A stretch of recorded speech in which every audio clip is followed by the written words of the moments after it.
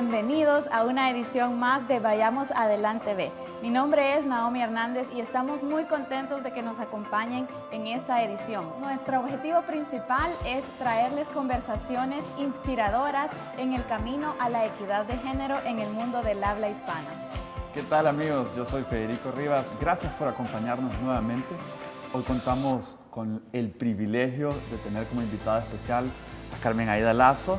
Carmen Aida Lazo es una madre salvadoreña, es economista, estudió en la Universidad Católica de Chile y también posee una maestría en Desarrollo Internacional de Administración Pública en la Universidad de Harvard con su escuela Kennedy de Gobierno.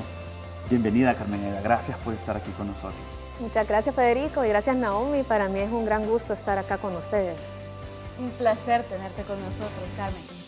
Para empezar la conversación, quizás cuéntanos un poquito más de tu historia, de tu infancia, de dónde vienes y cómo llegaste a involucrarte en temas de educación. Bueno, yo realmente soy una salvadoreña, yo diría bien común, bien normal.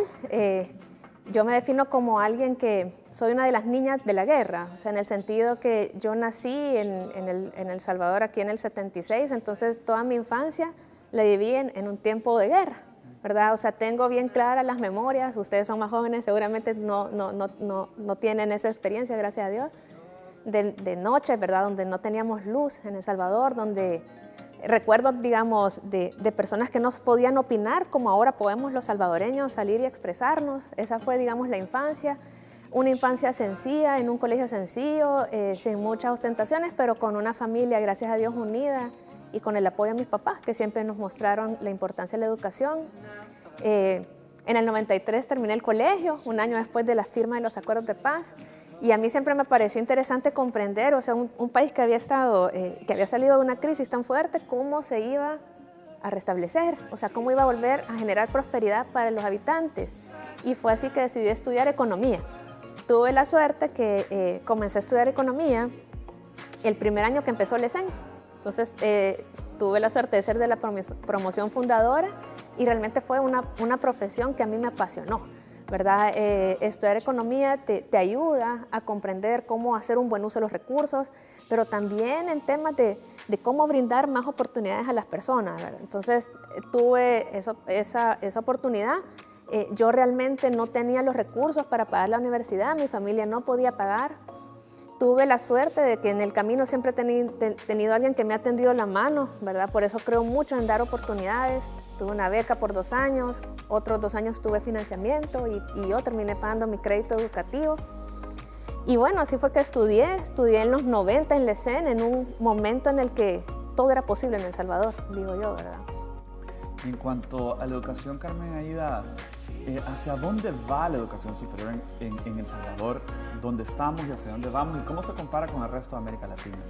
Bueno, en el caso de mi experiencia como decana, digamos, este año de hecho me estaba dando la tarea de tratar de comprender hacia dónde va el mundo. Estoy leyendo bastante al respecto, ¿verdad? Entonces he visto que hay tendencias que son sumamente fuertes, van a moldear el siglo XXI y tenemos que estar muy conscientes de ellas, ¿verdad? Se habla mucho de la automatización, se habla mucho de la inteligencia artificial y la eliminación de plazas que toda la vida habían sido pensadas con interacción humana. Entonces, en ese sentido, ¿qué es lo que tenemos que hacer? Tenemos que fortalecer aquellas habilidades que no van a ser reemplazadas por la tecnología. ¿De qué estamos hablando? La capacidad de las personas de tomar decisiones, de pensar críticamente, pero también la empatía, la capacidad de escuchar, ¿verdad? Entonces, yo por lo menos me he hecho muy creyente de la necesidad, y sobre todo en las mujeres, de no solo fortalecer las habilidades que generalmente se llaman duras, ¿verdad? Y que muchas veces han sido el enfoque de la educación superior, matemáticas, etcétera, sino también esas habilidades que se llaman ahora soft skills, pero que resultan sumamente importantes en un mercado laboral totalmente cambiante. Y sobre el tema de equidad de género en el aula, Carmen Aida, ¿tú cómo ves el panorama y qué crees que se podría hacer dentro del aula para contribuir a cerrar esa brecha? Bueno, realmente todavía hoy en día vemos brechas importantes de equidad de género en el caso de El Salvador. O sea, estamos hablando de que El Salvador es uno de los países de América Latina con menor participación laboral de las mujeres. O sea, la mujer participa, 40% de las mujeres que tenemos edad de trabajar, trabajamos, ¿verdad? Entonces, realmente las brechas no pueden ser olvidadas, no pueden ser descartadas y deben ser trabajadas desde la infancia, pasando por todo el proceso educativo hasta el mercado laboral. En el caso del aula, digamos, a mí me toca trabajar con muchas jóvenes que muchas vienen de condiciones vulnerables y cuáles son los factores que yo observo que muchas veces son de éxito para que estas niñas se empoderen. La importancia de ver otras mujeres en puestos, en posiciones que puedan ser referentes de estas niñas, porque muchas veces hay temas, por ejemplo, de escasez de recursos. Muchas niñas que no pueden estudiar porque tienen que cuidar a sus hermanitos en las casas, tienen responsabilidades en el hogar por temas de falta de recursos. Sabemos que 1 de cada 4 adolescentes en El Salvador son madres siendo adolescentes. Están todos esos temas, pero hay un tema que no se habla muchas veces y es la falta de confianza y la falta de empoderamiento de las niñas. Entonces, ¿qué se puede hacer en el aula, verdad? Indudablemente, pues, todo tema de discriminación y de abordaje asimétrico tiene que ser eliminado del profesor y definitivamente para mí algo que yo he visto es la importancia de profesoras que son mentoras de las niñas, ¿verdad? Que se acercan a ellas y la importancia de los referentes como tú, ¿verdad? O sea, que ellas vean, ella lo pudo alcanzar, de verdad yo lo que he visto es que le cambia el cassette a las niñas. El chip, dicen ahora, ya no hay cassette. Y quizás relacionándolo un poco con nuestras televidentes que son madres, tú como madre, ¿qué consejos les podrías dar a esas madres que tienen a chiquitas en su casa? Bueno, como madre, bueno, definitivamente, muchas veces de manera inconsciente, las mamás terminamos reafirmando los patrones que hemos heredado desde la infancia. Es súper inconsciente, ¿verdad? A mí me ocurrió la vez pasada. Sin querer, iba a ir donde una doctora y dije, voy a ir donde el doctor. O sea, yo que me considero que estoy consciente del tema de género, tuve que reaccionar y decir, aquí estoy tratando distinto a una profesional por ser mujer, ¿verdad? Entonces, yo creo que lo primero que uno tiene como mamá es estar consciente que esto existe, ¿verdad? Tratar obviamente de empoderar a la niña desde chiquita, tú podés hacer lo que querrás. Yo creo mucho también obviamente en leer, ¿verdad? En ver historia y tampoco olvidar a los hermanitos, a los niños, ¿verdad? Creo que el tema de la igualdad del hogar, de un trato igualitario, romper que la niña va a ir a lavar los platos y el niño va a hacer, es súper importante, ¿verdad? Pero sobre todo las niñas, de verdad, yo insisto con el mensaje de darles confianza. Y como mamá, no sentirse sinceramente que pueden ser heroínas y hacer todo. Mi experiencia es, uno siempre sacrifica algo, ¿verdad? Cuando uno quiere alcanzar muchas metas, hay algo que se sacrifica. Puede ser la salud, ¿verdad? Puede ser una mamá que está cerca de los hijos. Y como mamá yo les digo, no sentirse mal, ¿verdad? Y no estigmatizar a la que es profesional, como tampoco a la que decidió quedarse en casa y ser mamá. Yo soy muy respetuosa, ¿verdad?, de los diferentes roles que asumen las mujeres y sé que siempre estamos sacrificando algo. Quiero recalcar un poco, Carmen Aida, lo que tú estás diciendo, sobre todo en poner un énfasis muy fuerte desde la casa a fortalecer la confianza de las niñas, porque creo que nosotros dos podemos dar testimonio de eso, que a veces es nuestra voz interna la que nos está diciendo, quizás no lo puedes hacer, y es la realidad que muchas mujeres enfrentamos. Entonces creo que eso puede ser contrarrestado particularmente desde el apoyo que se les da en la casa. Y ahora, en el aula, Carmen Aida, porque las universidades generalmente sí tienen una equidad de género a la hora de por lo menos cuando están admitiendo a sus estudiantes, ¿cuáles son buenas prácticas que tú crees ayuden a fortalecer nociones de respeto, a donde también los hombres pueden ser campeones en promover la igualdad? Bueno, por ejemplo, buenas prácticas. Yo el año pasado hice algo que no había hecho antes, y es llevé a economía una charla de género. Los estudiantes se quedaron un poco sorprendidos porque pareciera que no es un ámbito común en un curso de economía, y sin embargo lo valoraron mucho, ¿verdad? Entonces yo creo que hablar del tema como parte del tema curricular es importante. Otra cosa que todavía no logro hacer, porque hay cosas que no salen bien y hay cosas que todavía no logramos hacer bien, es, por ejemplo, a mí cuando me piden candidatos, yo quisiera que fuera totalmente blind, como le llaman en Estados Unidos, o ciega la selección, ¿verdad? Todavía hoy en día en los currículos nos piden foto, ¿verdad? De manera tal que quieren ver, ¿verdad? Si es niña o si es niño, bueno, si es, ¿verdad? Sí, joven, mujer o hombre, lo cual es una práctica que está todavía bien arraigada, que por ejemplo yo desde la ESEN no lo he podido todavía erradicar, ¿verdad? Y lo que trato es como de mandar ambos currículos. O por ejemplo, o si me piden un currículum solo de niños, decir no voy a mandar currículum solo de niños, ¿verdad? Pero lo que quiero decirte es que viene desde el mercado laboral, o sea, desde la contratación viene la desigualdad y eso se jala a nivel de la educación, ¿verdad?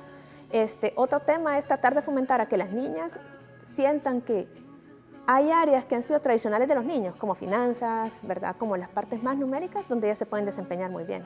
Cuéntanos un poco, Carmen Aída, ¿cuáles son de las principales satisfacciones que encuentras tú en tu trabajo?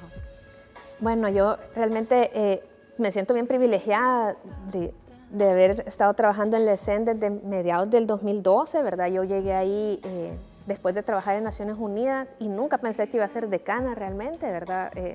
La falta de confianza también en uno mismo. Y me di cuenta de que había una posibilidad de trabajar con niñas. Yo realmente nunca pensé que en la ESEN me iba a sentir tan identificada con el trabajo con niñas. Entonces, una de mis satisfacciones es, por ejemplo, haber desarrollado un programa que es específicamente para fortalecer a niñas de institutos nacionales.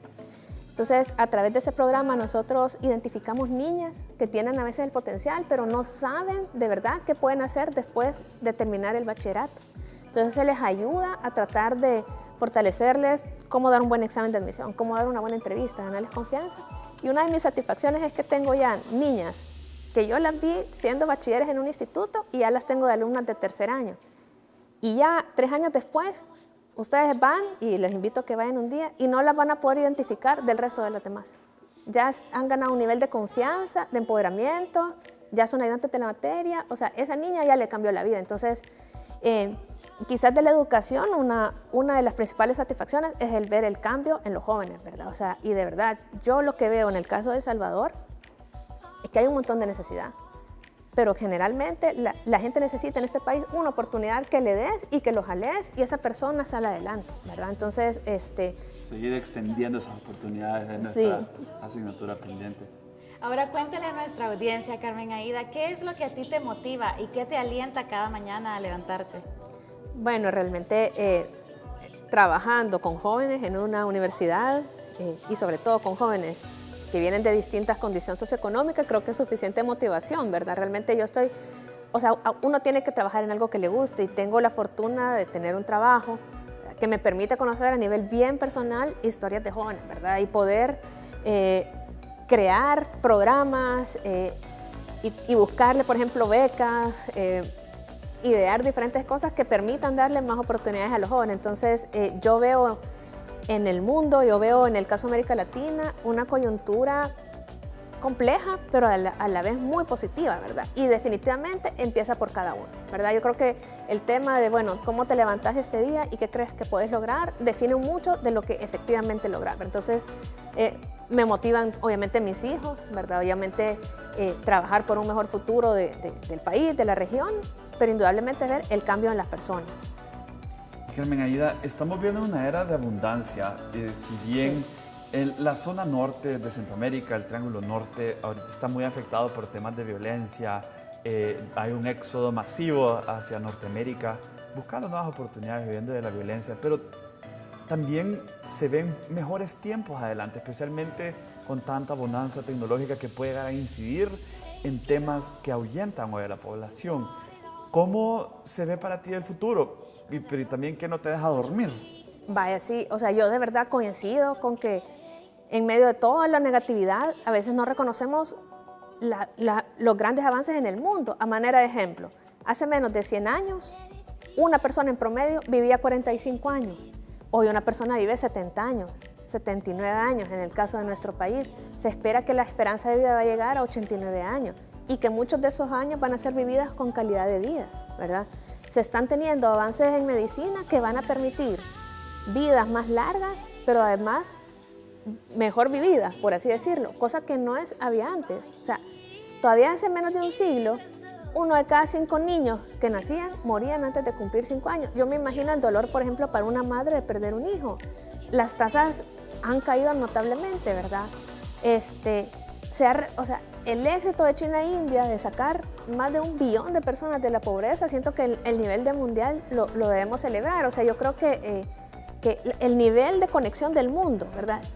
La facilidad, imagínense con que una persona en una zona remota puede ahora tener acceso al mundo de las ideas era algo que no teníamos antes. Entonces yo veo todo eso como algo positivo, ¿verdad? Como algo que, o sea, el mundo y sobre todo el espacio para las mujeres, ¿verdad? Que antes no teníamos, es algo que realmente hay que celebrar.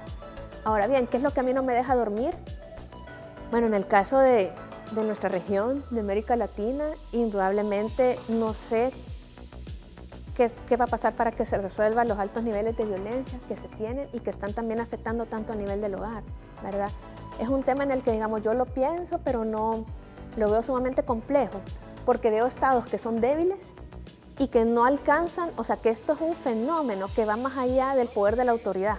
Entonces lo veo un fenómeno complejo. Y otro tema que a mí sí me preocupa a nivel global es el cambio climático, ¿verdad? El cambio climático, porque sí siento que le estamos heredando a nuestros hijos una región, un mundo más contaminado, ¿verdad? Con menos recursos naturales y con altos niveles de inseguridad. ¿Tienes algún consejo final para nuestra audiencia, Carmen Aída, especialmente a las madres que nos están viendo este día? Pues no sé yo si me considero como apta para dar consejos, ¿verdad? Pero, o sea, me das consejos casi que en día a día. Tantísimos estudiantes. Creo que también nuestras madres son personas que nunca dejan de aprender, especialmente de sus hijos, quizás como madre también. ¿Qué consejos les das? A las mamás, ¿qué consejo le daría? De verdad, yo creo que, a nivel personal, confiar en uno mismo, ¿verdad? Yo creo que, y tratar cuando puedan, de apoyar a otras jóvenes, a otras niñas. O sea, yo creo que de verdad, la importancia que tiene que alguien cree en uno, que alguien le tienda una mano, y replicarlo con los demás, es nuestra responsabilidad individual. Estamos en este mundo para ayudar a los demás, pero entonces mi consejo es, primero, por una parte, no se estresen si no logran hacer todo, ¿verdad? Yo una vez le puse sal en la pacha de mis hijos, ¿verdad? En lugar de azúcar, y sobrevivió, ¿verdad? No le pasó nada. Todos cometemos errores, ¿verdad? Todos estamos aquí para apoyarnos, ¿verdad? Traten de tratar a sus hijos con igualdad, de darles mucho amor y sobre todo de ir más allá de su círculo, ¿verdad? Y apoyar a otras personas, porque definitivamente es mucho lo que podemos hacer si ejercemos la bondad. Yo creo mucho en la bondad. Y ahora, para cerrar, una pregunta de introspección que a nosotros nos gusta hacer mucho, y le invitamos a nuestros televidentes, a nuestra audiencia, a que se la pregunten ustedes también. ¿Qué harías tú si no tuvieras miedo? Haría mucho más, porque definitivamente el miedo y la inseguridad siento que ha sido, a pesar de que siento que he tenido avances, ha sido algo que, por ejemplo, seguramente no me ha permitido. Por ejemplo, no me permitió, por ejemplo, estudiar el doctorado, ¿verdad? O sea, entonces yo creo que sin miedo, el miedo es un factor que tenemos que reconocer que nos ata. Yo creo que sin miedo hubiera quizás explorado otras cosas que no me lo permitió, para ser muy franca. Muchísimas gracias, Carmen Aída, a todos los que nos están viendo. Sigan en sintonía, denos like, comenten y sean parte de esta conversación, sean parte de esta comunidad, ayudándonos a seguir rompiendo esta brecha. Y gracias por acompañarnos. Los esperamos a la próxima.